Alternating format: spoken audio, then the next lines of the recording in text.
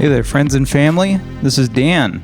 I'm here with the Dan and Adam Are Afraid podcast. It's April 11th, 2025. Oh, I said April. Damn, I'm fucked, man. I'm out of it. I've had a horrible month.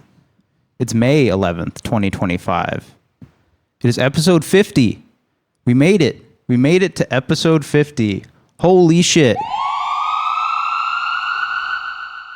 For such a special episode, we're going to do things a little differently today. We're introducing our friend. Let's give a warm welcome to Adam, the Dangler Brewer. And I'm gonna fuck ya. And I'm gonna fuck you good. Right in the butt.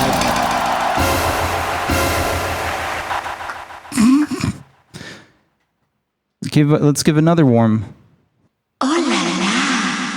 Let's give a warm welcome to the big boss, MJ. Dropping elbows and bringing the arrest warrants.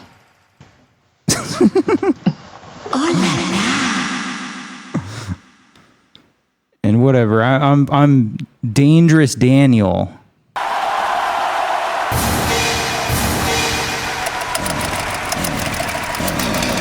Let's hear it. Yeah.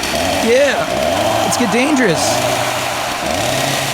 Yeah, that's right. Fucking 50th episode. I mean, I guess it shouldn't come as like a shock to me, even though, I mean, I was there for all of them. Yeah. And, hey, I don't know, man. It's been a lot of fun. I think it's been great to do this. Don't send the police after us. This is the ultimate episode, folks. And MJ, I'm so glad to have you back, man. You're a fan favorite. Everyone's constantly talking about you. Like, when's MJ coming back? I'm like, wow. You guys got to relax. He's coming back for Baby Invasion. Thank you. We're glad to have you, man. I am honored to be back. Thank you for having me. It was it's awesome. I'm really excited to talk about this one with you guys. We've been waiting so long to talk about Baby Invasion that I'm sad to say I think I'm a little unhyped now. I feel like we should have recorded this a month ago, back when I was at peak hype level and I was living this shit every day. I was ordering edgelord merch from the website. The new Pope stole our thunder. There's a new Pope. There's a new Pope now. He stole our thunder. It's a new era. Ain't no Pope ever called me a baby invader. Or no, they did. Oh, God. We're going to invade the Vatican. Duck mob.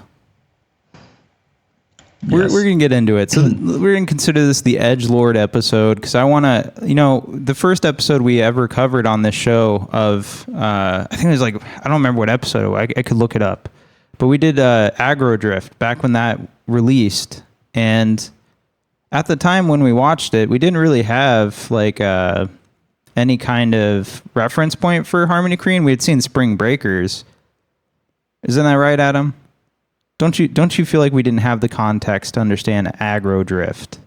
Yeah, I mean, at the time for me, it was just like, wow, what a wacky, wild video game movie. The art was amazing, but like you said, I'd only seen Spring Breakers up until that point. I didn't really know who Harmony was. I hadn't even seen my favorite Harmony film previously, which was Mr. Lonely. And now I've seen Trash Humpers. Get that trash pussy. Fake it, make it, don't fake it. Awesome, weird. I mean, nothing's real anymore, and that's where Harmony's taking us. Get that trash pussy was a good quotable. The old world is no more. No more truths. I was born to kill. All I know.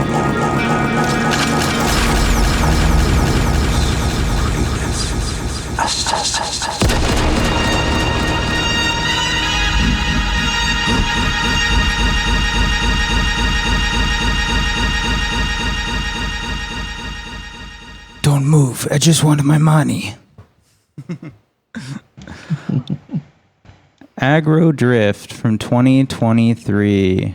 Have you guys seen the art exhibit Harmony Korine did for this? It was called like Aggressive Drifters or something. I saw an article about it, and looked like he had extremely large paintings that were different frames from the movie. Am I getting that right? So it is like based on frames from the movie, but so Harmony, just, you know, him and his, we've talked about Harmony Korine as an artist, and we say, well, he's not necessarily like a traditional director, and he's not necessarily interested in making traditional movies or movies in general. I mean, if you read his interviews now, he's just like, I fucking hate movies. People recommend me shit, and I just feel dead inside. I'm like, oh God. But he also paints, right? So like, when he wasn't making movies, or when he has like a 7-year gap in making movies, like he is still doing art, he's painting and stuff. So like that exhibit was, he hand painted frames out of the movie. And I think they look really good. Yeah. He's a good painter. He is.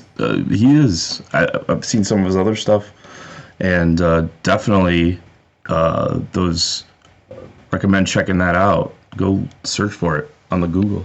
I wish I could afford one of these paintings, but I have to imagine they're like fucking like $50,000 minimum or something. I've heard they're a couple $100,000. Yeah, I imagine. He's making more on the paintings than he is from the movies, you know? Probably. Just bringing this up because my new poster art for this movie is like the Travis Scott one of Zion, just like in the middle ground, and there's the aggro drift floating words coming down. I love aggro drift. So I got a bunch of stuff about aggro drift. I kind of want to run through just some pull quotes I got from various articles of just things of note. So these include, you know, just Harmony Korine quotes. The goal was to create, and also quotes from, I'm going to get this guy's name right, by the way.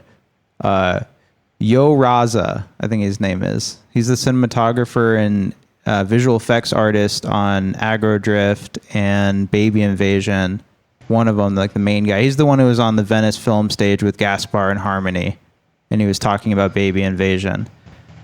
So he's really important at edgelord and stuff. Apparently he started his job as like doing opening title sequences for like big movies like Captain Marvel and like Thor. And so I just think that's interesting that like edgelord apparently is made up of a bunch of these like people who worked on these large productions of like Marvel movies and shit. Yeah, and now they're out here making art. The goal was to trash pussy art. I agree.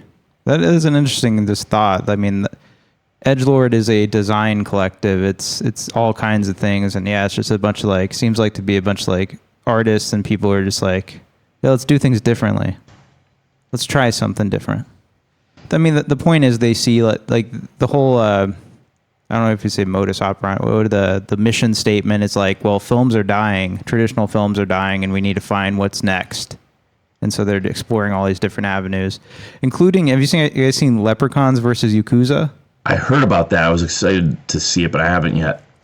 I don't know if it's like vaporware. I don't know if it actually came out. I don't think so, but I would love to play Leprechaun versus Yakuza. The goal was to create an immersive sensory experience where audiences feel like they're floating through a Grand Theft Auto style environment, rendered in trippy electric colors by the infrared cameras.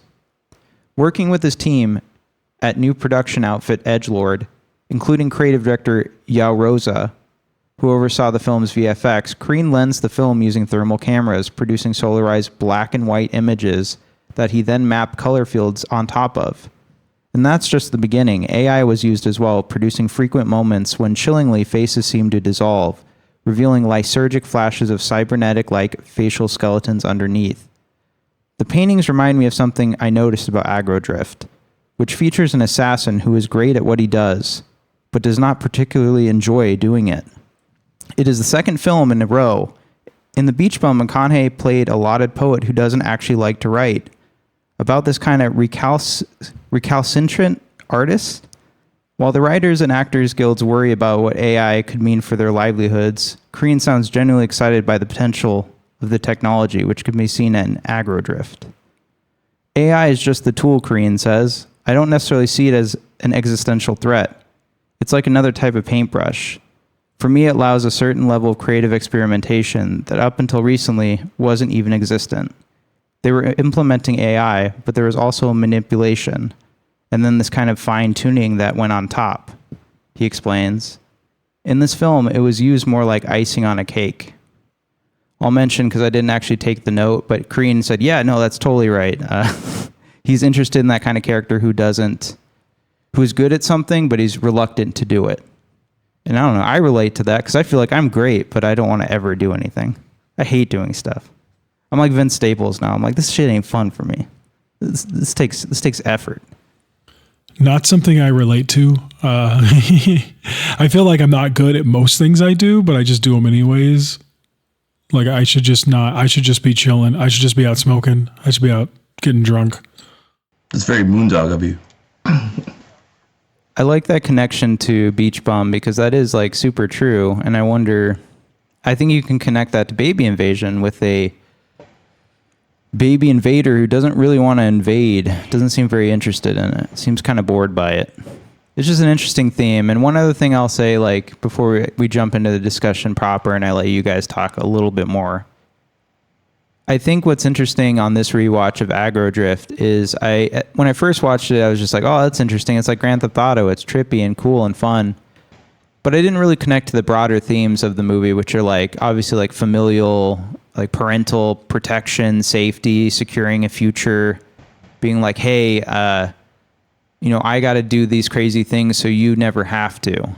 And there's a very strong point of him having this home with his wife and these kids. And he's like, I do everything for them. He's like, I'll do anything. I'll kill anyone. I'll do anything for money. Money is the power that rules everything. And it's just like, it makes so much, it just seems very autobiographical in retrospect. It's more clearly autobiographical, almost like Beach Bum. Give me my money. Mr. Lonely, all of his movies. Don't move. I just want my money. Give me my money. Can I have my money?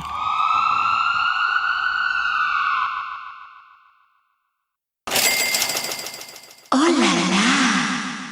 Yeah, I think there's some connections to Baby Invasion that they're in the same dimension, just to kind of throw back to our previous conversation, is that, they seem to exist in the same realm. I think visually it's very interesting. The cameras, I read an article, the cameras that they used to get that look are really for industrial, like to look at steam, like pipes to see if there's leaks. They're not supposed to be used for this type of purpose. I guess I thought this on both times. It's very hypnotic in that there's just a lot of the audio repeats itself a lot, and it's there's nothing, it's all very almost like generic.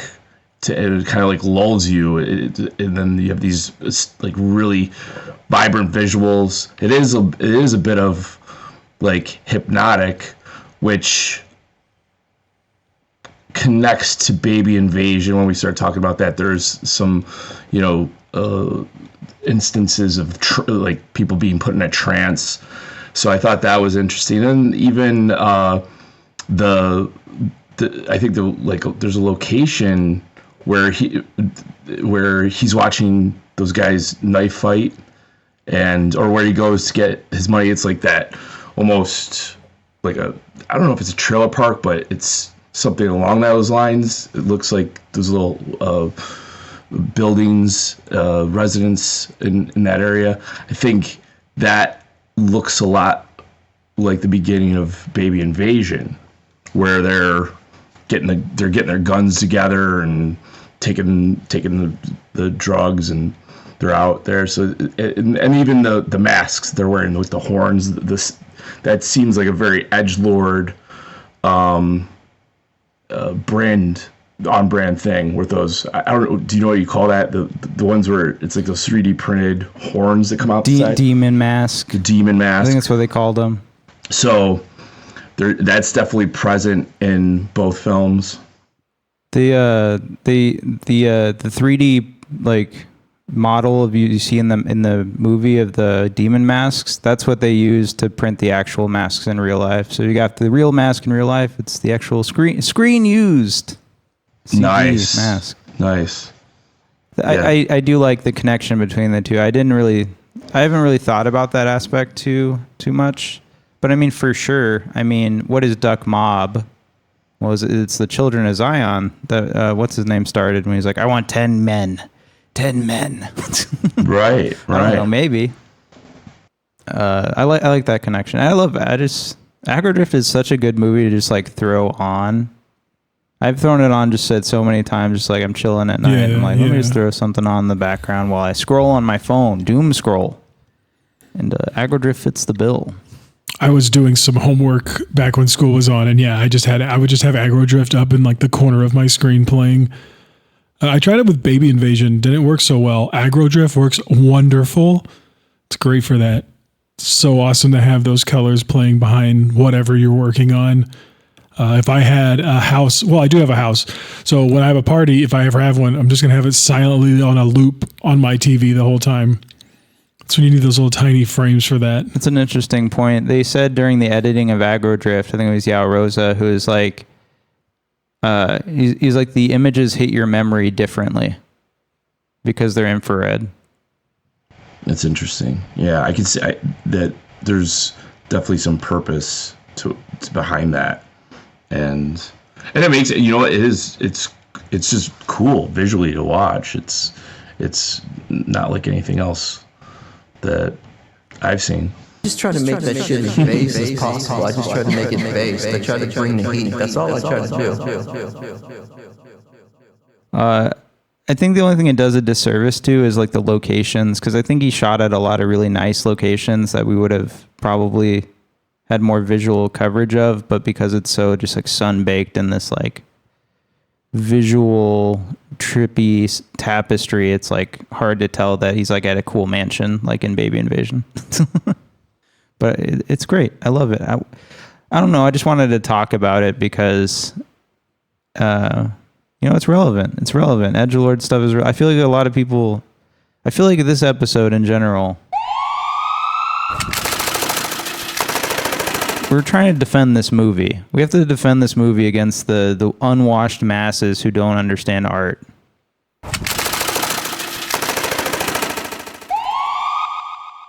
And Agrodrift is a part of that. Watch Agrodrift. Go buy this movie on his website and watch it. It's good. It's just as good as his other movies. What do you feel about that statement? Do you think this is as good as other movies? Does this stand side by side with Trash Humpers? Trash Humpers? Deschamps? No, I didn't think about Deschamps. Deschamps. I'd say as much as I enjoy it, it's not at the level of Trash Humpers for me. But that's just a personal preference, you know. I respect like what it is and what it means in terms of his body of work. But I mean, yeah, if I'm picking one to win the match, if they're wrestling, I'm going Trash Humpers. If they're doing a knife fight at the end, they gotta like decapitate each other. You're gonna let Trash Humpers, the gross old man, decapitate their assassin, and then they're stealing the babies. There's another right at the end of Trash Humpers. They take that baby. Maybe that's a prequel to Baby Invaders. I wish it was like origin story. I don't know if you've seen. Have you seen Basket Case or Brain Damage? You're aware of those movies? It's not familiar off the top of my head. No. They're done by like this '80s like sleazy. I think it's Henenlotter. He did like Frankenhooker and all this shit. But he did Basket Case, which is this movie about a guy who has like how you had that movie about conjoined twins in the 2000s, but it was like that in the 80s, and it was really fucked up. And they had to cut him off, and now he's this deformed like just creepy monster brother that he keeps in a basket. He just murders people. Point is, he did another movie after that called Brain Damage, and it's about this like thing that grows in this guy's brain. I don't remember that deeply, but at one point he gets on a subway and he encounters the guy from Brain Damage, and it's like the two worlds connect. And I would love, if there had been a scene of just like the trash humpers just walking around in the background. I just looked up as case. I remember the case of it, but I've never actually saw the movie. It's worth watching. That said, I just traded in my exit. Blu-rays, so how worth watching is it? I don't know. It's worth a shot. Stream that. Don't buy it on Blu-ray like me. Don't buy things. Don't buy 1,000 Blu-rays. Don't do it. All right. Aggro Drift. Do you have any parting words about Aggro Drift? I think I've said my part. 5 stars. Go check it out. Yeah, go check it out. Don't even think about it. Watch it twice. Show it to your mother for Mother's Day.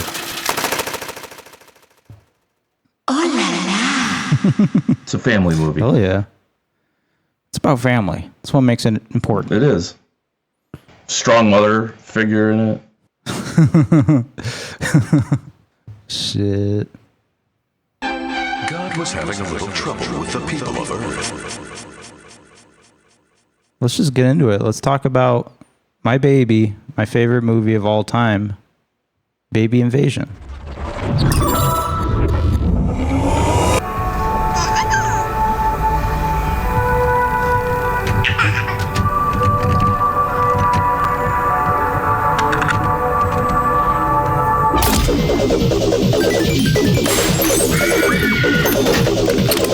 It's the night that demons come.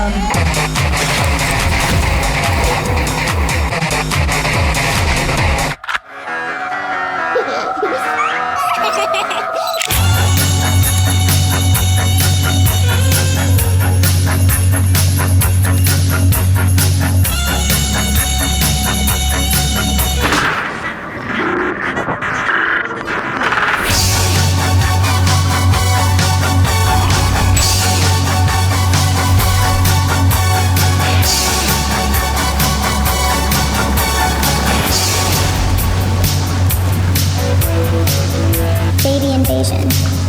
Baby invasion.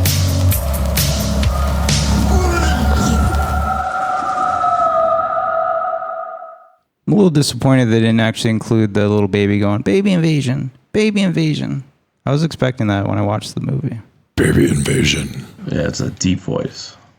Baby Invasion from 2024, written and directed by Harmony Korine, a streaming portal into hell, nightmare. Cinematography and visual effects mainly done by Yo Rauza, we've been talking about. Music by Burial.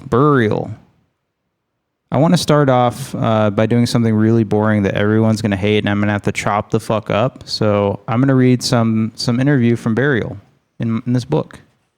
I hope you guys are ready for me to read some stuff. This is London After the Rave, Burial. It's from a K-Punk post written by Mark Fisher, April 14, 2006. Burial is the kind of album I've dreamt about for years. Literally. It is oniric dance music, a collection of dreamed songs Ian Penman imagined in his epochal piece on Tricky's Max and Quay. Max and Quay would be a reference point here, as would be Pole. Like both these artists, Burial conjures audio specters out of crackle, for grounding rather than repressing sounds' accidental materialities. Tricky and Pole's crackleology was a further development of Dub's materialistic sorcery, in which the seam of its recording was turned inside out for us to hear and exult in. But rather than the hydroponic heat of Tricky's Bristol or the dank caverns of Pole's Berlin, Burial's sound evokes what the press release calls a near-future South London underwater. You can never tell if the crackle is the burning static off pirate radio or the tropical downpour of the submerged city out of the window. Near future, maybe, but listening to Burial as I walk through the damp and drizzly South London streets in this abortive spring, it strikes me that this LP is very London now. which is to say it suggests a city haunted not only by the past, it seems to have less to do with the near future than with the tantalizing ache of a future just out of reach. Burial is haunted by what once was, what could have been, and most keeningly, what could still happen. The album is like the faded 10-year-old tag of a kid whose rave dreams have been crushed by a series of dead-end jobs. Burial is an elegy for the hardcore continuum, a memories from the haunted ballroom for the rave generation. It is like walking into the abandoned spaces once carnivalized by raves and finding them return to depopulated dereliction. Muted air horns flare like the ghosts of raves past. Broken glass cracks underfoot. MDMA flashbacks bring London to unlife in the ways that hallucinogens brought demons crawling out of the subways in Jacob's Ladder's New York. Audio hallucinations transform the city's rhythms into inorganic beings, more dejected than malign. You see faces in the clouds and hear voices in the crackle. What you momentarily thought was muffled bass turns out only to be the rumbling of tube trains. Burial's mourning and melancholia sets it apart from the dubstep's emotional autism and austerity. My problem with dubstep has always been that in constituting dub as a positive entity with no relation to song or to pop, it has too often missed the spectrality wrought by dub's subtraction and process. We're almost there. If by contrast, Burial's schizophrenic hauntology has 3D depth of field, it is in part because of the way it grants a privileged role to voices under erasure, returning to dub's phonodecentrism. Snatches of plaintive vocal skitter through the tracks like fragments of abandoned love letters, blowing through the streets blighted by an unnamed catastrophe. The effect is heartbreakingly poignant, as a long tracking shot in Tarkovsky's Stalker that lingers over sublime objects become trash.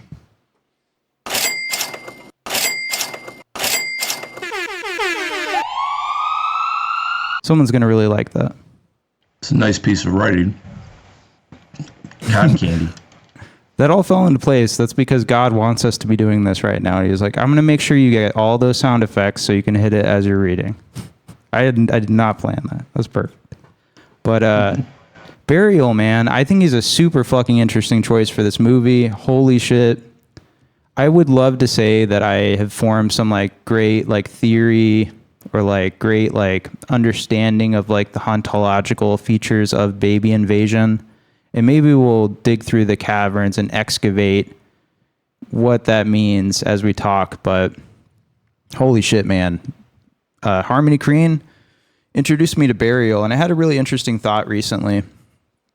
The reason we're here today, you know, this wouldn't be happening right now if Criterion hadn't released Gummo on Blu-ray and 4K.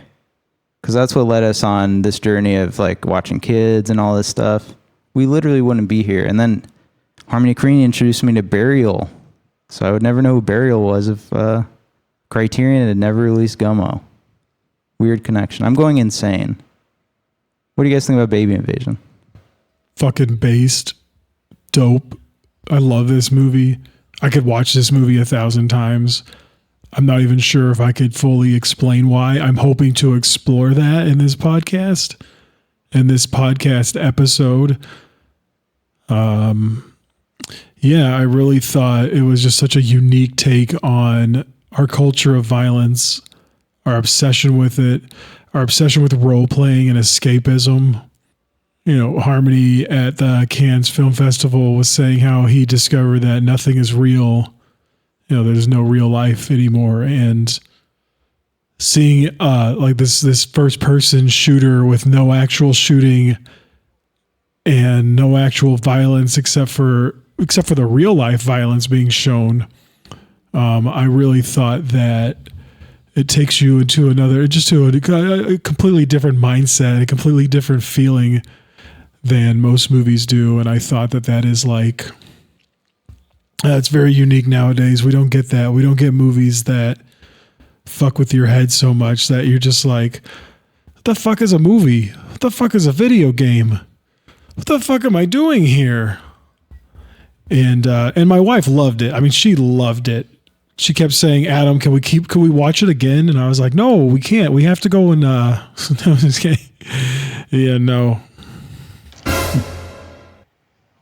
You know, I think a lot of people have the reaction to this that if you put on Trash Hoppers, like, what the hell is this? What am I watching?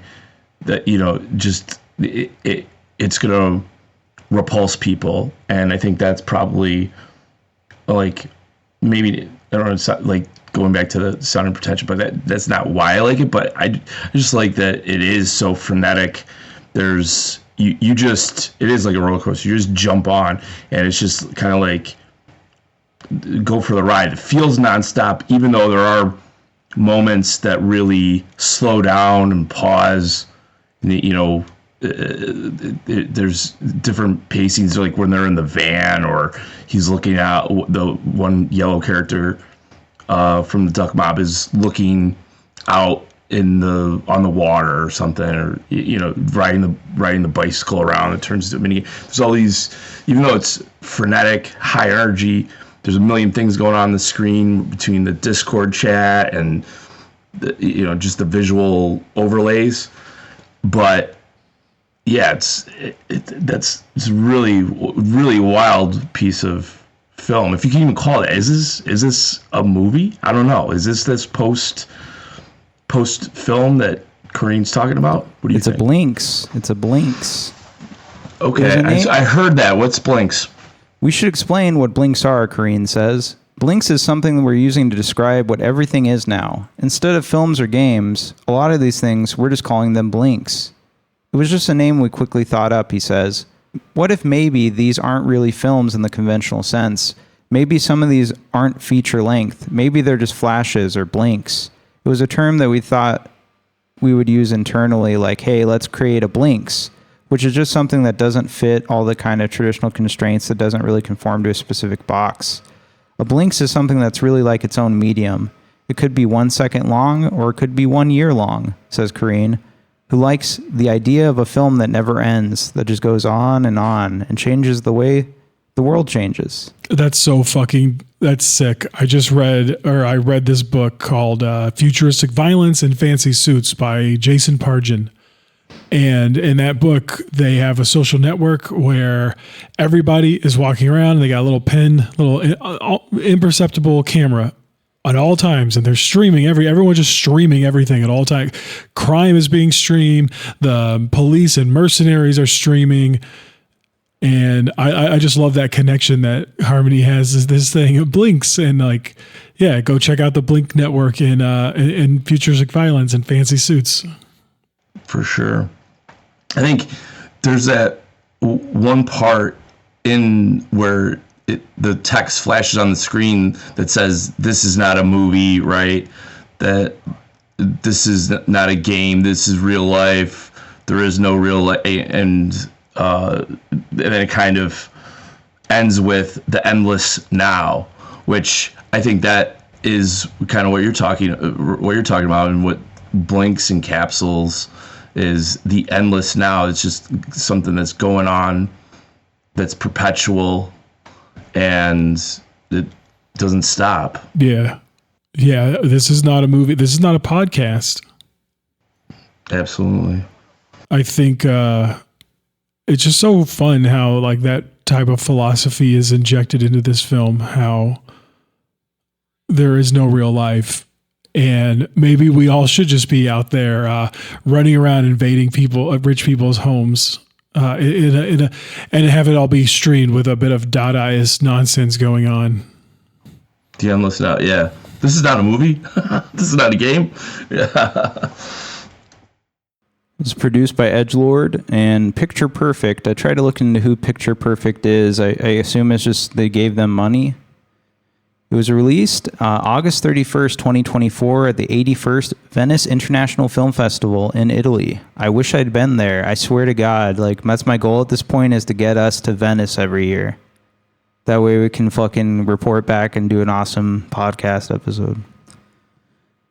From there, I went to Fantastic Fest in the US on September 23rd, 2024. We would not see it. ourselves until March 21st, 2025. I wanted to make a joke and include like the release date of the Twitter cut. MJ, do you know anything about the Baby Invasion Twitter cut? The X cut? I do not. So Adam posted to me one day. He's like, "Hey, this is online. There's some clips from Baby Invasion or something." And I was like, "I think this is the whole movie." It was like 70 minutes. It was on YouTube. And so, you don't know the background on this movie on X or any of that stuff? I don't. I'd love to hear it. Okay, so it's an interesting story. So they so Edgelord did affiliate partnerships with random accounts on Twitter. So I guess and you get a little badge next to your name on there. It's the Edgelord symbol. And people noticed that they were posting clips of Baby Invasion. So they're like 1 minute clips, really short clips, but they were like hundreds of accounts posting them. And someone was like, well, let's take all these clips and put them together and try to form the movie. And they tried. I mean, the end result was it was missing 10 minutes and it was out of order quite a bit. So the first time I watched this movie was definitely before March 21st. It was whenever that hit. It was like a week before, maybe. It was pretty soon before. It was like a marketing strategy. Like, hey, get people interested in what the fuck this is. Interesting campaign. Yeah. And was that pretty much all of the content that was in the movie? And I think we were even like texting on the Discord saying that there was supposed to be different codes in the movie that unlocked other portions, and it was going to be 4 or 5 different movies. There's all these tributaries of content that never really materialized. Was there anything like that in those clips, or was it pretty much all the film footage? It was basically, if you go on Edgelord and you purchase the base clips pack, it was just the base clip pack distributed to a bunch of people.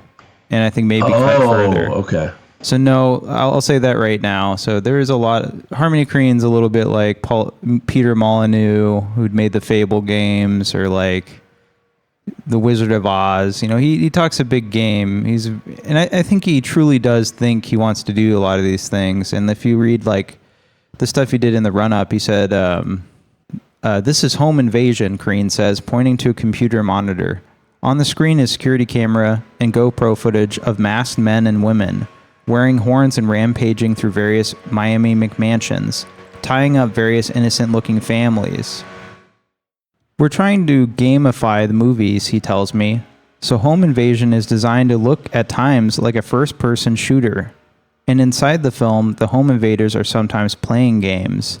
The idea being that you can scan QR codes and play along with them. What we're trying to do is build some mechanism that allows people to interface with the footage and basically remix or make their own films.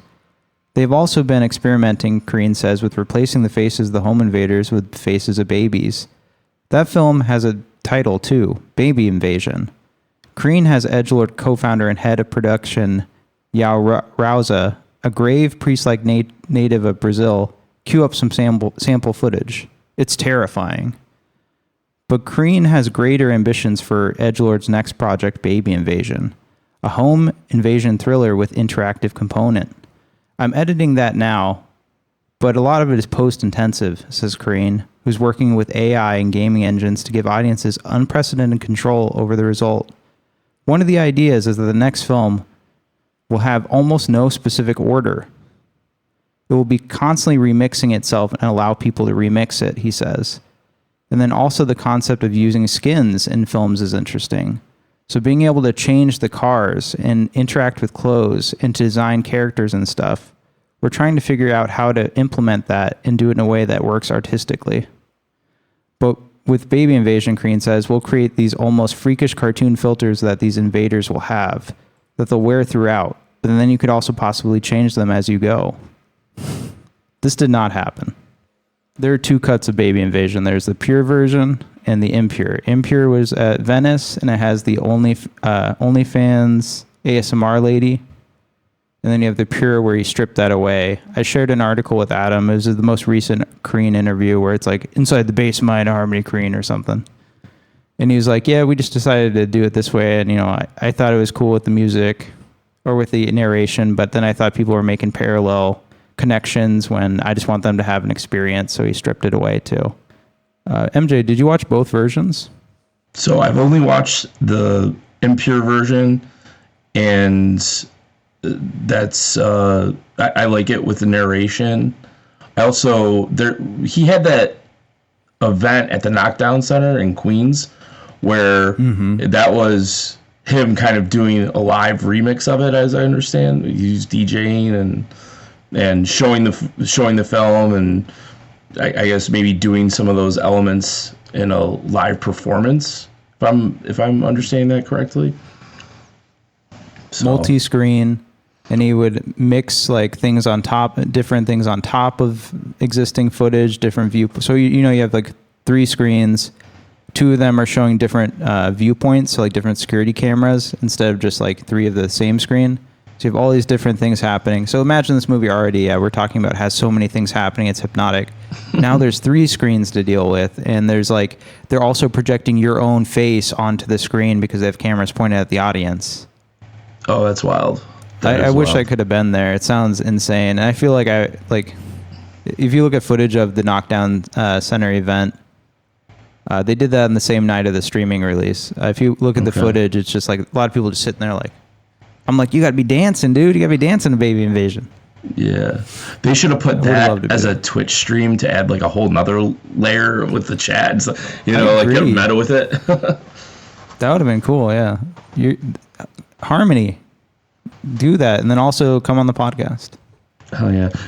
Yeah, I found myself when we watch this, I'd be getting up. I moved our couches like right in front of the TV so we can see it better. And I just kept getting up during the movie just to be like, got to get some water, got to dance over there to get some water.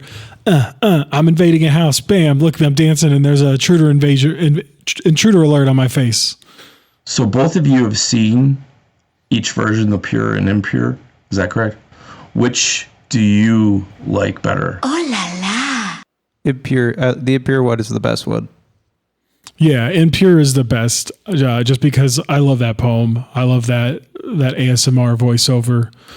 We watched the pure version the other night, and I just think that it felt like there was something missing. It was still great. It was still good. It's kind of like if you have pizza, but then you have more pizza. The impure, and that's the poem that the ASMR voiceover is talking about, which Dan, you transcribed that and put it on the Harmony Korine subreddit, yes? You just gotta search on Google Baby Invasion Impure Narration. My post will come right up. It has 44 updates. I'm famous, y'all. I transcribed it, so yeah, I think that really helped me understand why it's there, I guess. I don't know. I really like the poem a lot. It's about a rabbit, and it's all about, it's like the rabbit couldn't stop to think. He was under the dirt. He felt at home in the dirt. The rabbit knew he'd been blessed. He could run faster than the others. It's just this nonstop description of this beautiful rabbit who could do things better than everyone, and then he gets snuffed out by this creature that just bakes him alive in the ground, and he just accepts it. He's like, it's beautiful. And the creature takes him. He's like, it's the most beautiful rabbit ever. It's a poem, it's a good poem, right? Like, there's some crossover. To made me really sad because it's just it is poetic, and there's some depth to it. And then it's makes it a little more understandable as to why there's a lot of visuals of rabbits in the movie, which I guess those visual elements are still in the pure version with the rabbit. They still have all those. Yeah. Okay. The only difference is you don't get the narration. They remove the narration. That's it. All right. I've watched both of them so many times that that's all I can. If there's visual differences, like little ones, maybe I'm unaware. But no, that's it. I like it because I want that additional layer, right? I don't want that stripped away. I want to be even more distracted by things going on the screen and in the audio realm. Yeah. I think they could do more. Maybe he should remix it and do more with it, do more on top. They of should it. have. I was really disappointed there wasn't like Subway Surfers on the side of the screen. Subway Surfers, or like people do it. Like, if you see those YouTube videos where it's just people doing like fidget spinning stuff, or they're, coloring, real like ADD type things. So should have that type of a layer on top of it too. They could have, and maybe they will for the next one. The next movie is going to take place in your home. It's going to, things are going to come out and kill you. Okay. Can we talk about that for a second? Because do you think that's more bluster of him just talking, the Harmony performance artist, or do you think is working on technology that is going to be a horror movie? I think there's always a layer. Yeah. I think there's always a layer of him just being like, this is what I want to do, and this is the idea, but like, can they implement it? I think they can, but like at that level, it's a video game. AR for sure. He's obsessed with Pokemon Go. He had an interview for Agrodrift. They're like, "Are you interested in any video games?" He's like, "Pokemon Go." Oh, cool. Yeah, I really thought this like Pokemon Go, VR chat, all those type of games where, I mean, yeah, there's a goal in Pokemon Go, but a lot of the way you play it just ends up being like you're running around the city and you're spinning shit on your phone. And I thought that was that's a very fitting comparison, I guess you would call it, or just like line of thought that you could connect with this. I remember the summer that came out, just seeing people walking around, you could tell who was playing it. And I remember hearing the news stories of people getting hit by cars or putting themselves in dangerous situations because they were trying to, capture something. Folks, we had people cartoonishly walking off cliffs and then not noticing until they looked down, or like, oh no, gulp, and then they fell like 300 feet. So yeah, it was Pokemon Go. What a game. Yeah, my wife and her friends would play while driving, and I was just like, you're gonna run over a child. Yeah, dude, that's yeah, exactly. Like, I'm gonna catch this shit on the freeway. So yeah, what I'll say is I think they can do it. I think a movie like that might be something you play on your phone and it has access to your camera. That would be awesome. I'm in for that. That's a real person breaking into my house. Oh shit.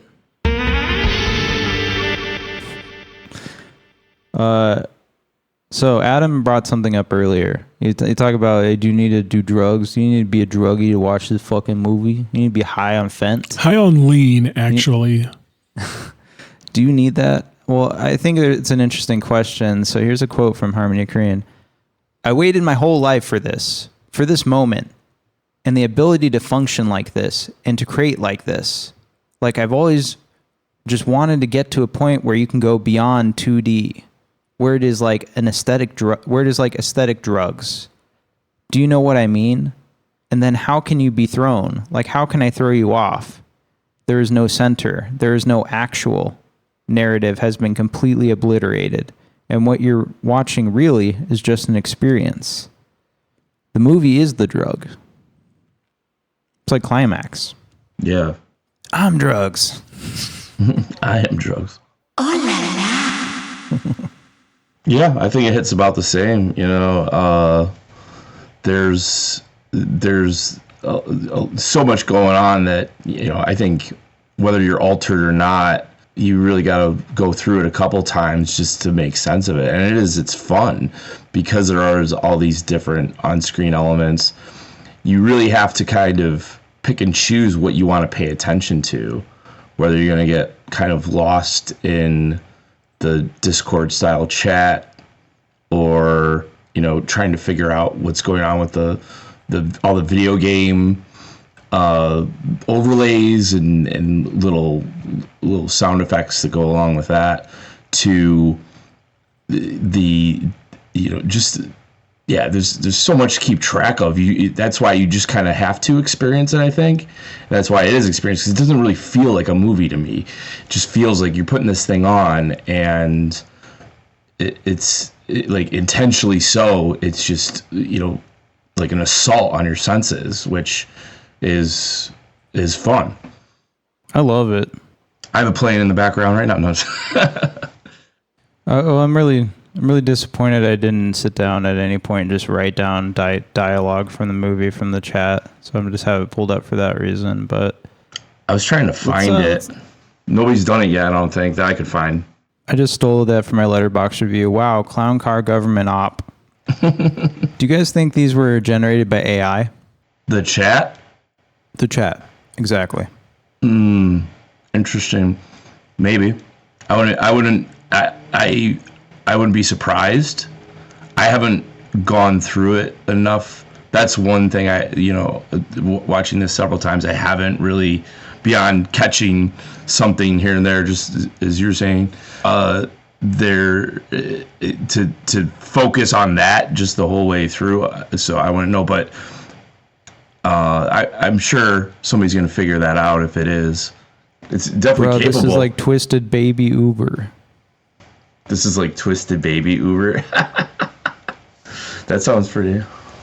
It's done really well, and I think people really just discount it immediately and say it's all got to be AI. But I don't know. A lot of it's a lot of emojis too. Like there's just strings of emojis constantly, which I think is real. If you've seen the foreign language part's kind of odd, but if you've seen like a big Twitch chat or something, like if you're watching like, I don't know, someone who's like actually a huge like iShowSpeed or something, his thing's probably unreadable. You know what I mean? Because it goes so fast and people are just constantly going. But just this one scene I'm watching right here, it's them in the van right before they pull up to the first mansion. And what you already have little chibi baby invaders at the bottom running around. That's one element you could just pay attention to the entire movie. You have the chat, obviously, we've been talking about. And then you have the actual movie. And then if you're watching the impure cut, you also have the narration on top of that. So like you could, just like I did when I transcribed the narration, you could watch the movie so many different times just paying attention to one element. And I'll agree, that's the one thing I haven't done yet is just pay attention to the chat. And just pay attention to I've paid a lot of attention to the chibis, so I kind of get what's going on with them. But yeah, I haven't paid that much attention to the chat. Maybe that's where the QR codes are, folks. Maybe we need to decrypt the languages. Interesting. Yeah. I spent a lot of time my last time reading the chat aloud to my wife, and I thought that was really cool. Dan, do you think are you gonna? This is a pretty niche movie already. It's totally possible, but let us know, folks. Start the search. I have a few quotes of when me and my wife were watching this movie together.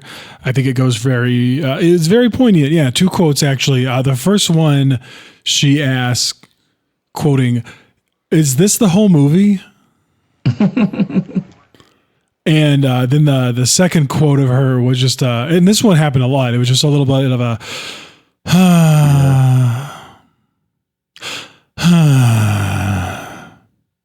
yeah. Yeah, that's a good way to put it. I can give you a little counterpoint of that. I watch it with my girlfriend. I think we've seen it twice together, and she has an interesting take on it where she's watched pretty much everything Harmony Korine with me, and she believes that Harmony as an artist has this subconscious creation, or she prefer with latent meaning, where an artist is almost unintentionally embeds these deeper themes, messages, where they may not recognize it until after. And if we believe that he doesn't want to know the color of his own eyes, right? So he's not going to go back and watch his stuff and come to those conclusions. But I think that's why there are these different, interpretations and layers that she digs that from him as art. She's an artist herself, and does art therapy, and so she'll see that in people is that as they're doing art, that they're actually have these deeper meanings that maybe aren't there, that the subconscious is, art in itself in a way. Maybe I'm putting some words out there, but she also, her quote watching the movie was Thug Life from Tupac. And I was like, what is that? And she was like, Thug Life, which the hate you give little infants fucks everybody, which is from Tupac. So that's a subconscious creation, a little overlay to, like, another layer on top of things of you have all those the baby face avatars being, all of those thieves and murderers, criminals that we're watching. They were babies once, right? They came from some place that was pure. Something made them that way. Maybe, talk about this being recording this on Mother's Day. There's some maternal things, like maybe the duck mob was, weren't cared for, and that's where it comes from. The hate you give little infants. So I thought that was an interesting perspective to throw into the mix. Thank you, Big Boss. That was a good thought. I mean, that's the thing, and the one I want to really dive into on this. I know we're already an hour in. This is gonna be long, so again, anyone wants to leave, you're not stuck here. You can leave, but let's just keep going. I wanna dive into like all this stuff, because that's the thing I haven't been able to really do, is talk with people, because I've been waiting for this fucking podcast. Like, what does this movie mean? What does it feel like? Let's do our word cloud. So I have a habit of doing a word cloud, kind of based on something I learned from Harmony Korine in an interview he did. Kind of. Let's just do. What are some words that come to mind? Let's say, like, for me, just one word I can throw out there, and it was one I said to Adam after we had watched it. After my cat had passed, we watched it the night my cat passed, and we came over and we watched Baby Invasion. And the themes, again, just hit me really hard that night, where I was like, Baby Invasion is devastating. What words would you add to the word cloud for Baby Invasion? I'm throwing in perception, opportunity. Those were actually on some motivational posters that were in a scene where it was in that weird server room. Unicorn Graveyard. That is... in the beginning, the narration with the game designer, she says, it's kind of like, you may know me from my other hit game, Unicorn Graveyard. And there's that kind of encapsulates devastation, right? Like, it's devastating to think of a nice, mythic creature such as a unicorn, that there's a graveyard, there's something devastating that's happened, right? And I think that aligns with the Baby Invasion. That's Unicorn Graveyards. It sounds like they're coming from the same place. I like that. Apocalypse vibes. Yeah, brain rot. I think I want to play something.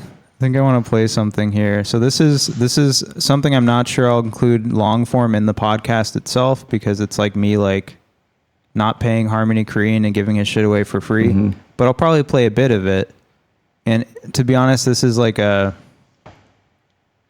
is going to be like a hard to listen to, because of the way it's recorded. It's like 3D audio, so he's moving around in 3D, and so the audio is kind of fucked up. But I'll try my best. Just be aware it's hard. Just do your best. Towards the end, you'll actually be able to hear what he's saying. So this is from the video game Hell pack. If you buy it on the Edgelord site, and it adds another layer to this movie, I feel like. This worldview will adjust for the status of the orphan. The orphan mindset is what sets the attention adult youth on its journey. The duck mob are spiritual orphans set adrift. The absence of all things holy, happens? How do you think we are created? Where do we come from? What is real? What is constructed and fed? What is bad and what is good? The duck mob read texts in juvenile institutions. Once there was a flickering light and we came to realize that everything was a lie. When that happened, we began to ask ourselves questions. In the evolution of spiritual manifestations, we became unshackled. The duck mob became free of social norms and embraced the idea of conspiracy and transhumanism. The question is not whether God exists. The question is whether or not everyone and everything is God. And if we are a pure extension of God, then it is possible to have a negative force. If God and nature are perfect, then we are perfect. This makes Duck Mob above reproach and untouchable. The disruption and murder we achieve becomes a movement of spiritual enlightenment and heightened bliss. We are testing the limits of human consciousness. We are expanding the narrative, delving into unseen worlds. The worlds of aliens and cosmic voodoo. There are lizard people amongst us. There are MK Ultra amongst us. There was brainwashing experiments done by your government. Once we understand that the Rothschilds dominate and the Illuminati and the central banking systems are set up to enslave the masses, we are freed. What comes after knowledge of the illumination? What precedes the advent of the four horsemen of the apocalypse? Beware of the pale horde, my friends. The Duck Mob are using advanced coding systems that we learned while being trained in military surveillance and advanced metadata that parallels the God genes embedded in consciousness. The myth surrounding the Big Bang, it is all a lie. The orphans have stumbled on intrinsic code built into the fabric of the planet. We are simply coded creatures. We are inside a game. We are FPS. We are being played. There is no free will.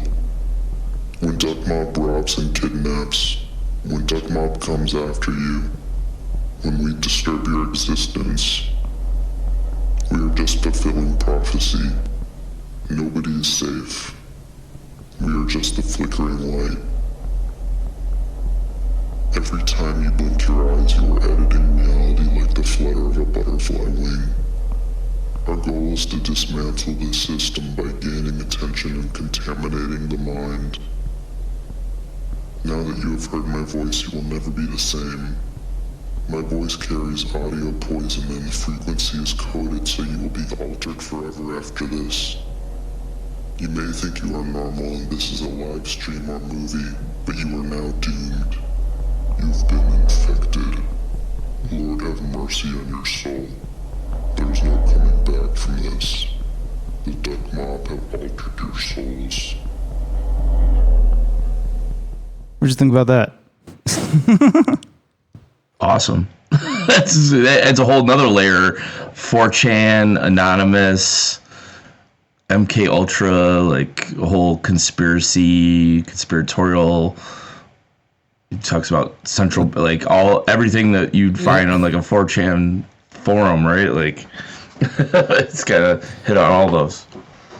So like when they're like running around, you know, like in the video game scenes where he's running around random like areas and you just have the burial score banging the whole time. Mm-hmm. That's actually what's in the background before the burial scene. That's one of the things.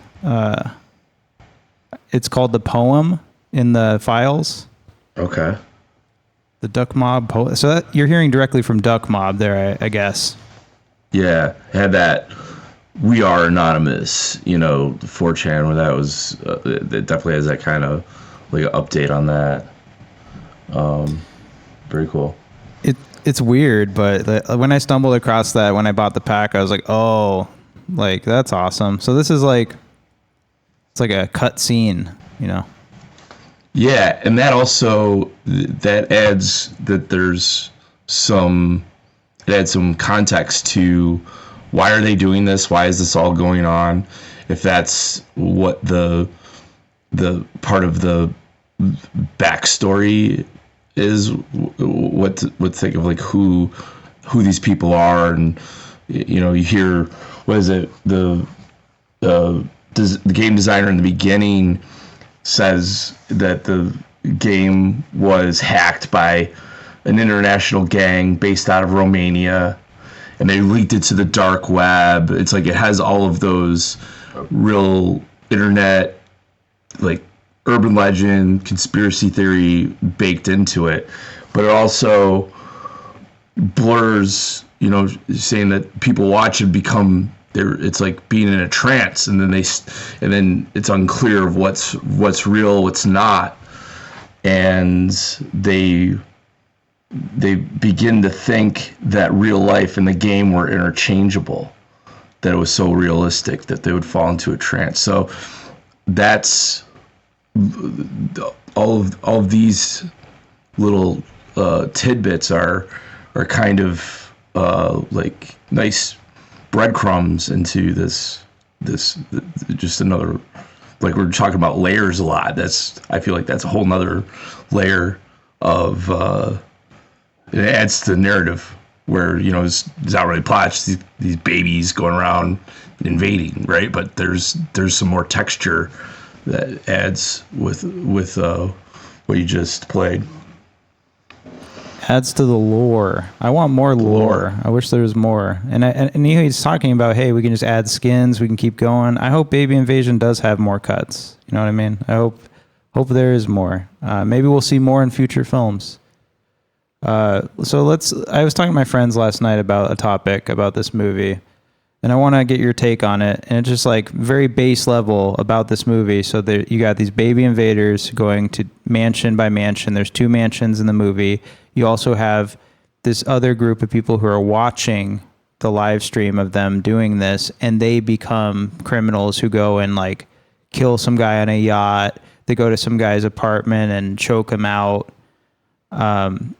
So you have these multiple layers of even within what you're watching. And so let's agree on a base layer of this movie. What is real and what is fake? Is what we're seeing, the baby invaders who are doing the mansion heist, is that the video game? Is that Baby Invaders?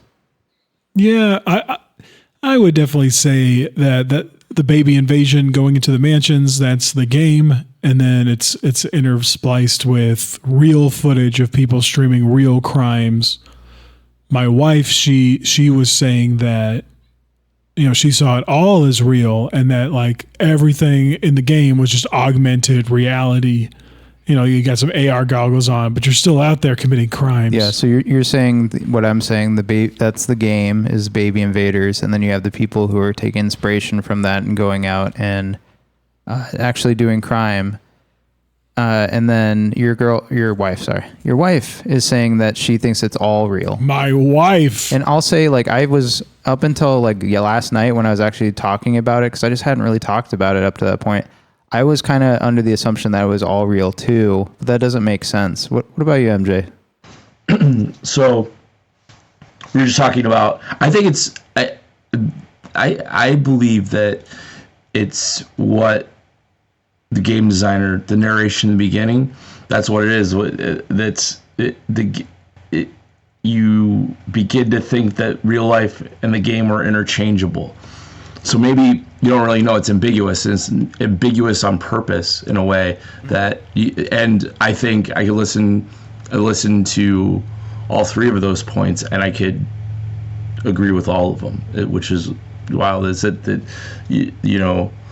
people are hypnotized by the game mechanics and start doing these things. They go out, and the other crew that we're talking about that you guys say, like, influenced by the game, go out and stab that guy at the yacht, and they break into the dude's apartment and choke him out. There's also those weird cut scenes where it's those same crew are like playing games. There's that one,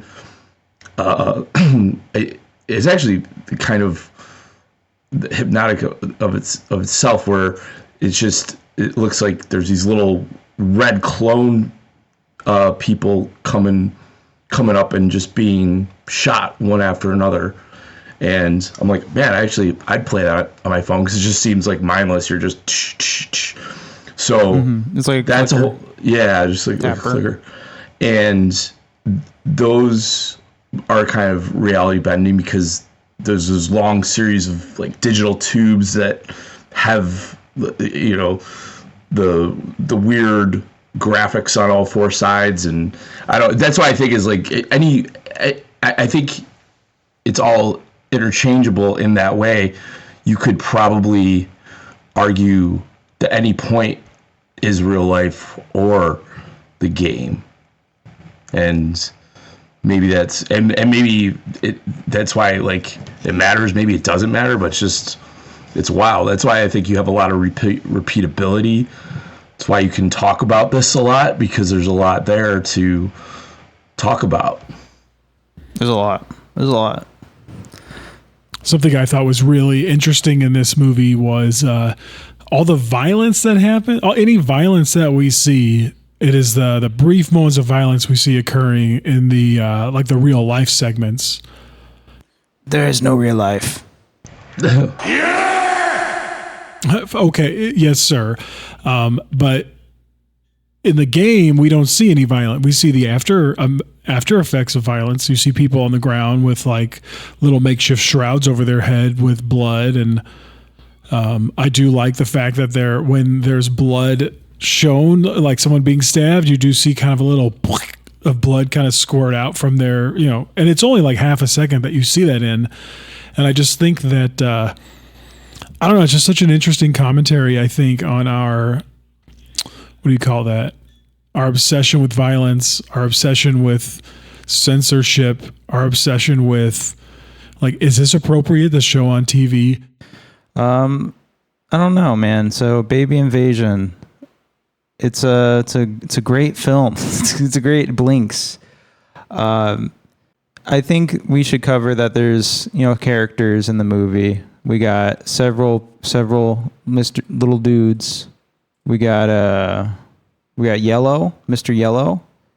I feel like I'll be an asshole if I say it here, but this is played by Harmony Korine. You could tell by the tattoo on his hand and smoking cigars throughout, and Harmony Korine being Harmony Korine. You got blue, red, green, orange, and purple. In the run up to this movie, Harmony said he hired people that had robbed his friends in real life. Do you guys think that's real? That's a great question. I wonder the same thing. Is that part of his performance art? Like these guys actually were robbing the mansions. They immediately hired them. I wouldn't be surprised, knowing, you see the casting and all of his films. So it wouldn't surprise me. But is that ever going to be confirmed? I don't know. Probably not. Yeah. I mean, if you go and look at the cast list, like none of those people have starred in anything really. So this is believable. But yeah, it's made up of a bunch of people, and they go on a heist of a bunch of mansions, and they beat down they end up killing these people, but you never see it. You just see people face down with blood and a towel over their head. And I guess let's just start with the first mansion, right? Do you have anything to say? Like, I love the knife scene in the van where he's like, he's just dancing with knives in the back of the van. Yeah, I love that scene. I love it. It reminds me of when I'm like, if I'm in a game and there's like you got to get corral with all the other players. I'm just there swiping a knife, aiming my gun constantly. It reminds me of playing a video game. That's really, like, I hate to say it, watching this movie, I was like, ooh, I got to get home and play some GTA. I love how, like, that's the first time we see, like, I don't know what you would call it. It's like the wire models underneath the people. Like, they have, like, but it's like they don't have a body. It just goes, like, head, like a smiley face with the arms, and then, like, but it's just like a straight triangle or straight lines from the head down to the fucking legs. That was like maybe the first point in watching this where I was like, holy shit, what are we watching? before we even get to the mansion, you have the opening scene where he's like taking pills and shit, and he's like in this room full of like guns everywhere and shit. So it's clearly like home base for whatever character he is in. But they pass some lady on a chair with a gun, and I have so many questions. Who's that lady in the chair with the baby face? Who is she? NPC. I guess so, huh? Right. Well, right before you get dropped into that, there's the game screen where it says "Play Now" or whatever, where it's like it looks like the video game start screen, and that is clicked right to start, and then you get it. You arrive in that place where he starts taking all the drugs and picks up the gun, and yeah. I'm not sure who that lady is. So that would be my guess, an NPC. This liminal space with this weird haunting burial music. Yeah. And they get on the van, they take off, and they just it's really just up front. Like, that's the thing is Mr. Yellow is just like anytime there's violence, like he kind of points his gun at the first people on the couch.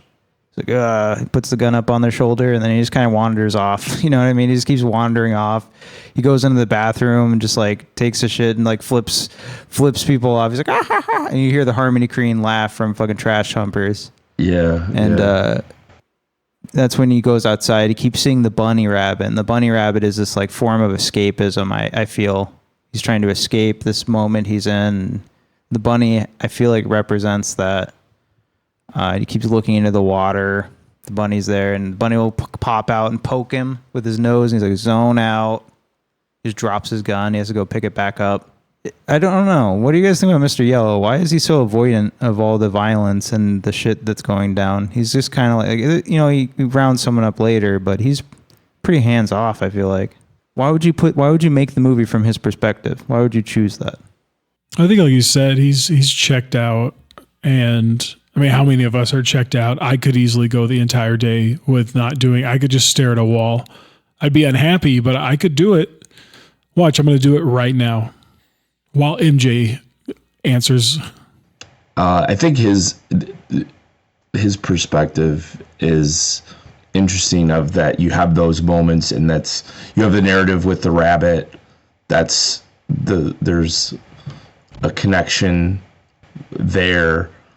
And that you get those beats, that there is this horrible violence going on that he's taking part of, but not directly.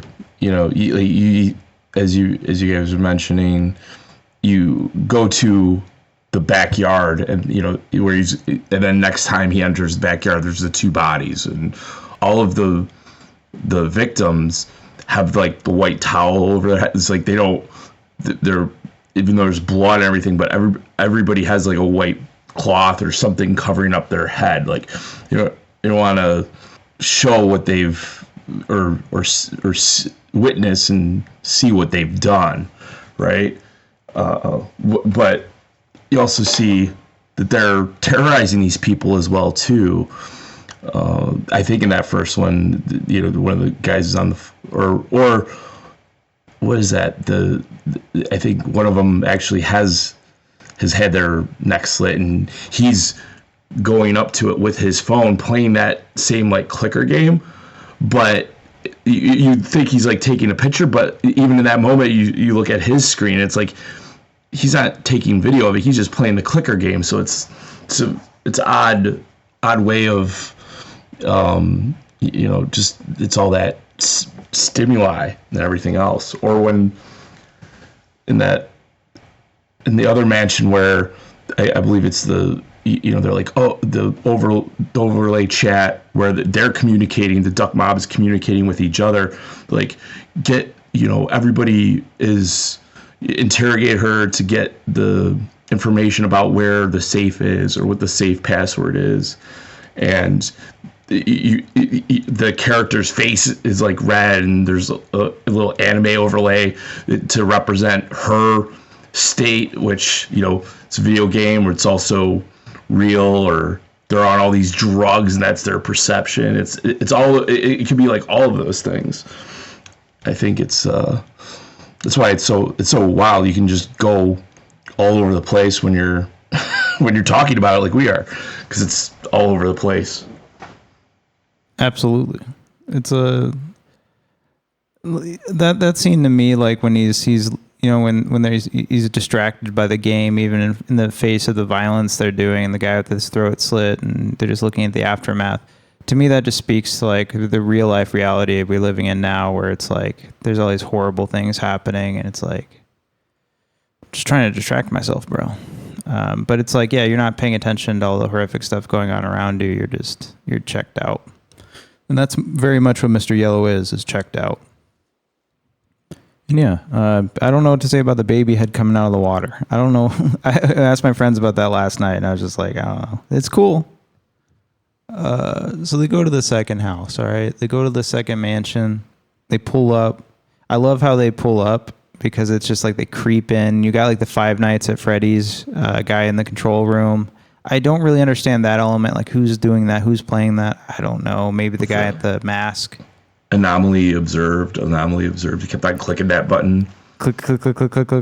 Yeah. And yeah, they just roll in. I want to play a clip. I want to play another clip. Sorry, everyone. Okay? This is the biggest episode we've ever done. I'm going to play this clip, and this is another behind the scenes that neither of you guys have checked out. Listen to this.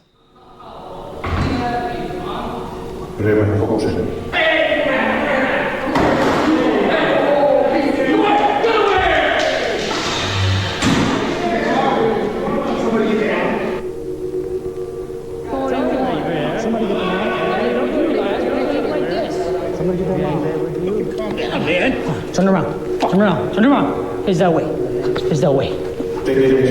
Looks like first what you driving around here.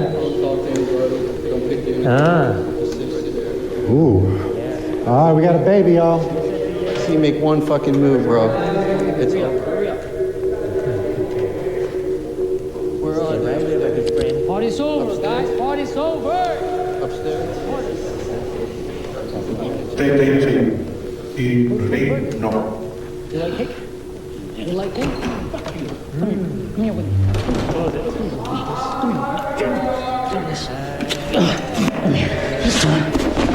Stand fucking there. Sit on that chair. Sit on that chair.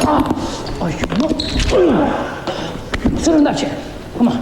Stay there. Don't move. Gotta do it. Have no kiss like that. There to there. Stand up. There to there. Stand up. What are you looking for? Like two? Huh? No trip wire. Let me see that.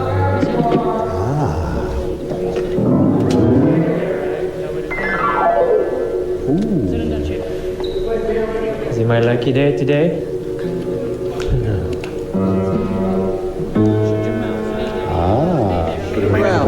Down on the ground.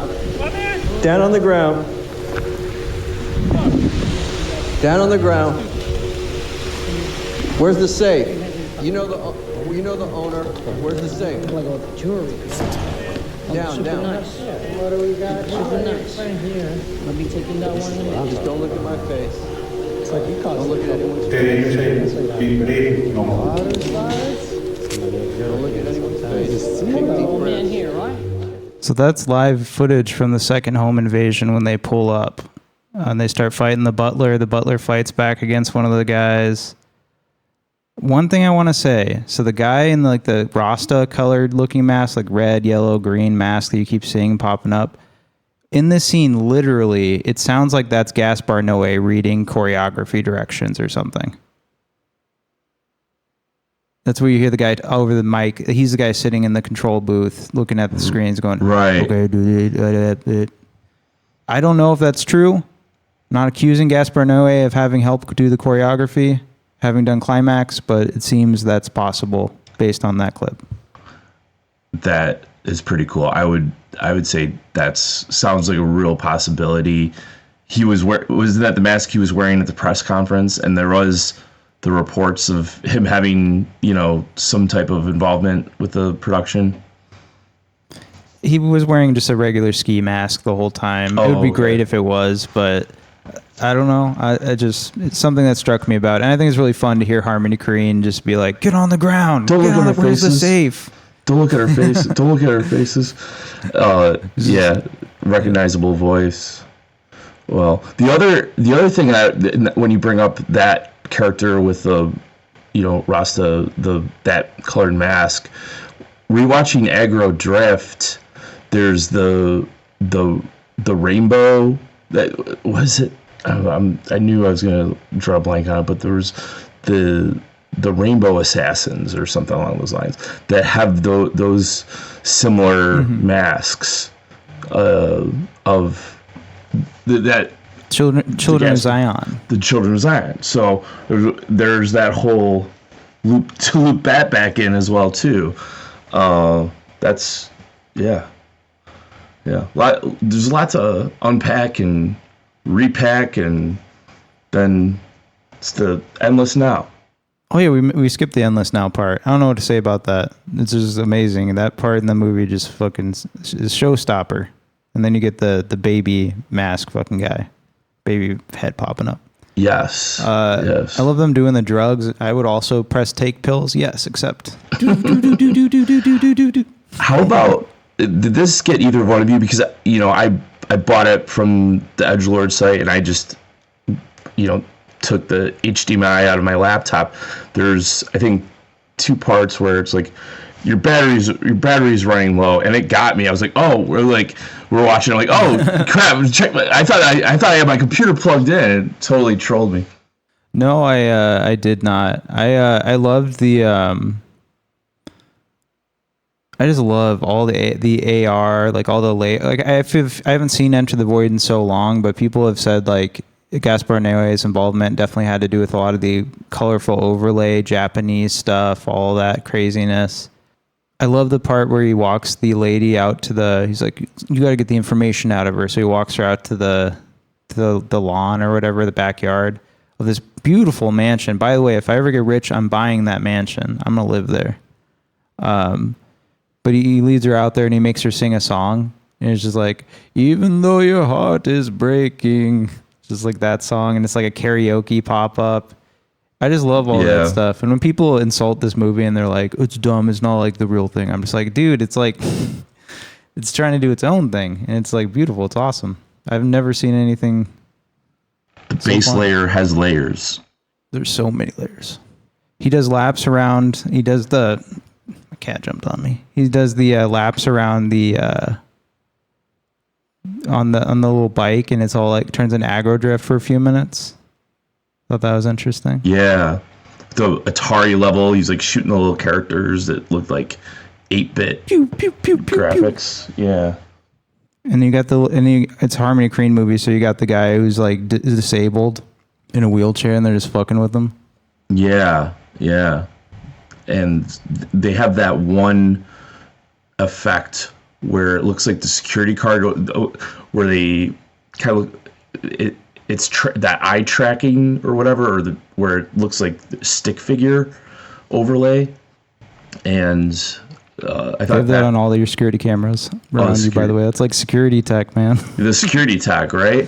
Well, also when he's riding the bike around inside of the mansion and he's doing the loop, and I think some of the people are, like face down, and there's this kind of like artifact, like one of the chairs has a face, or when they're rounding up all of the people and it gets that where it's like hallucinogenic, they start getting those real weird AI, like alien type figure faces, and like the deep dream stuff. Yeah, where you can tell it's, and I think the couch, like there's this woman that comes out of the couch and you realize she's not even really there. It's just like a ghost of the AI. It's really wild visually.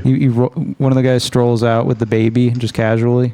Yeah, he's holding the baby in his arms. He's holding the baby, and he looks like E.T. and has that weird alien face going on. Baby bonus. I love that in the context of like trash humpers. Yeah. So that shit all happens. They're just terrorizing this family. They're like, give me your rings or I'm gonna cut off your fingers, Granny. And all this shit's happening. They have a successful getaway. Like they have little to no resistance at all. They get into the safe. I love the part where the thing pops up and it's like, Mr. Purple has drill wares if you have coin. Let him know when you have collected enough. And so he goes back and they break into the safe. They get all this money and they take off. They get a safe exit bonus. I love the party they have at the pool. They have like a pool party at the end before they all take off. I just think that's like kinetically, it's just so like sensory. It's so satisfying on a sensory level, all that stuff. Like he puts his hand through the waterfall, like he's jumping into the pool. There's just so much, and they wave goodbye at the end. They do the Pledge of Allegiance and they take a photo. Yeah, the photo out. It's like the bonus points or whatever. And one thing I'll mention we haven't talked about so far is there's several, like the skeletal, like digital thing that happens, the overlays over people. That might be part of like the unfinished game, right? Because there's an unfinished game that got hacked and leaked. So there's elements that are still unfinished that would lead into our theory that obviously it's a game. And then you have the scenes of like where it's like home invaders. It's like a security camera and it's like pointing out there's home invaders.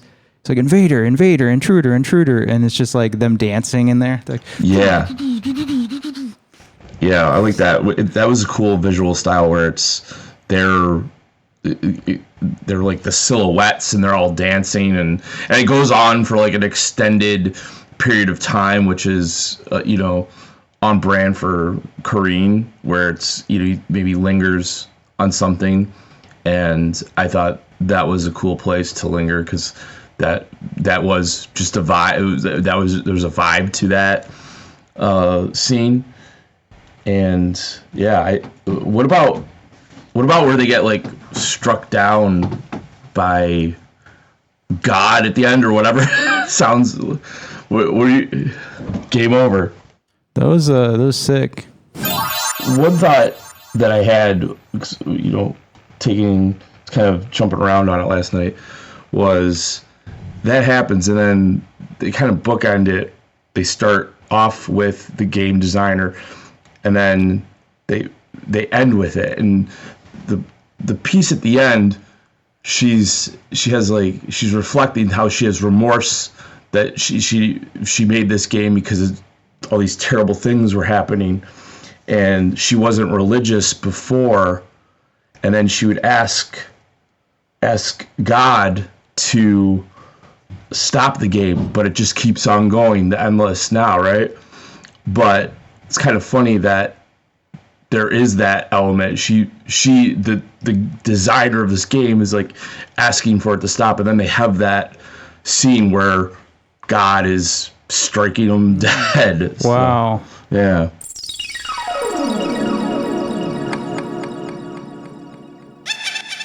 We heard her the highest point. We heard her the highest point.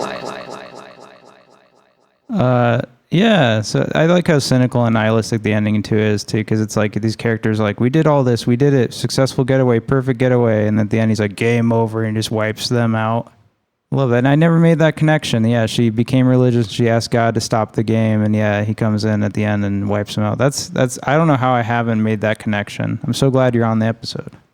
Her prayers were answered. New Pope. New Pope. American Pope. From Pope. Fucking Chicago. That's baby invasion, man. The game doesn't stop.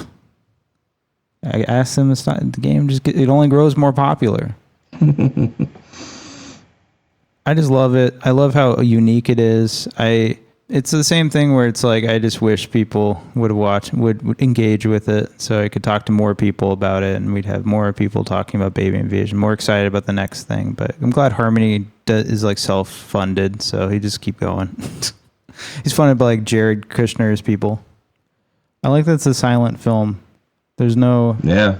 Basically, and I love the burial score. If I had to tie a hauntological element to it, this movie feels a lot about lost futures. It feels like it's mourning a future that we have all lost collectively, and we're just staring into the endless abyss, the endless now that will never end. This is it, folks. This is the end of history. That's how this movie makes me feel. That's beautiful. It's beautiful. Just try to make that shit as base as possible. I just try to make it base. I try to bring the heat. That's all I try to do. Adam, would you recommend Baby Invasion? Would I recommend Baby Invasion? More ways than one, and two actually. I would say watch the impure version and then watch the pure version.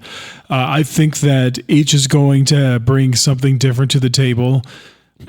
If you're a fan of Harmony Korine's former movies, I don't know, you might not like this movie. You might think it's dumb. You might think it's such a waste of time, but guess what?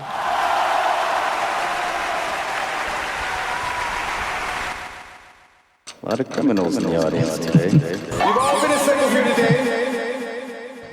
MJ, would you recommend Baby Invasion? I recommend Baby Invasion. I recommend showing it to your mother for Mother's Day. Do a double feature with Aggro Drift. Call, your prayer group, your church group, invite them over for supper, and show them this double feature. And talk about it like a book club, just like we are right now, and share it with people. That's true. We'll be back. We'll do episode version 2. We'll do the impure version of this podcast. Yes.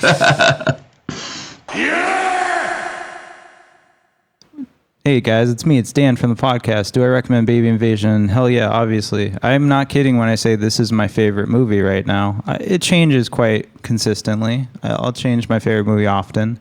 For a long time, it was Halloween. And then I was like, nah, now it's Videodrome. Now it's Baby Invasion. So I love watching this thing. It's not for everyone, but my same thing I always say, where it's just like, I wish it was for everyone. And I wish people would take time to engage with it. It's not like... Adam's right when he says like Dadaist, because it's not some high art project. Harmony Korine's not about making. Yes, we can say he's an art film director. He makes art. He's an artsy guy. Makes art films, but it's not like high art. In fact, in a lot of ways, like Dada art, it's poking fun at the higher institutional forms, and that's the thing for me. What I like this whole journey that we're concluding right now with Harmony Korine. We've done so many episodes. We've talked about all of his movies. I just, that's what he's introduced into my life, is like, oh, form doesn't matter. And especially in movies, I don't really care. So perfect. 5 stars. Check it out. Baby Invasion.